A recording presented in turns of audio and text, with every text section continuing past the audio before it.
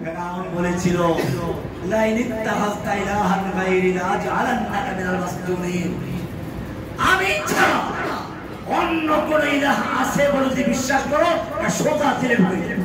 কে বলেছিল? ফেরাউন। কাকে বলেছিল? আমার দেশের সত্য বিতাড়িত এক ফেরাউন, সেও বলল যদি আমার ছাড়া অন্য কারো আল্লাহ মানো, আমার বিধান ছাড়া অন্য কারো বিধান মানো, সব জেলে ঢুকিয়ে দিব।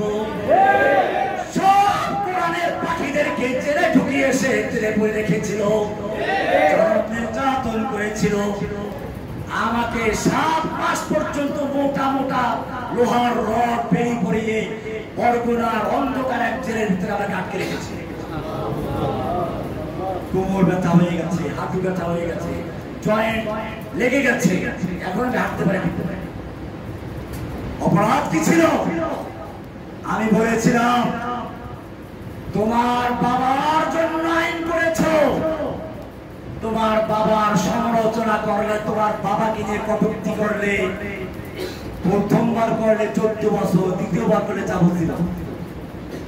আমি বলেছিলাম তোমার কাছে তোমার বাবার মূল্য থাকতে পারে, ঠিক আছে থাকুক, তুমি তার জন্য আইন করেছো, করো, করতেই হবে, কিন্তু জেনে রাখো তোমার কাছে তোমার বাবার যে মূল্য, তোমার কাছে তোমার বাবার যে মর্যাদা, আমি একজন মুমিন হিসেবে আল্লাহ এবং আল্লাহর রাসূলের মর্যাদা তার চেয়ে লক্ষ কোটি গুণ বেশি।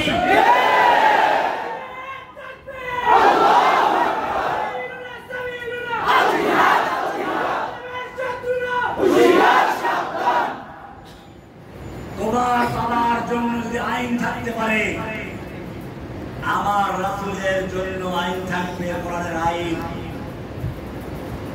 আল্লাহর নবীকে নিয়ে কটূক্তি করলে তার দুনিয়া থাকার অধিকার থাকে না। সে আইন বাস্তবায়ন করো, আইন বাস্তবায়ন করলো না, বরং এই নাস্তিক ব্লগারদেরকে সে পুলিশি পাহারা দিতে লাগলো, তাদেরকে গোপনে বিদেশ পাঠাতে লাগলো, বিদেশ গিয়ে তারা আল্লাহ এবং নবীর বিরুদ্ধে কটূক্তি করতে লাগলো। তখন আমার কলম গর্জে উঠেছিল, উন্মুক্ত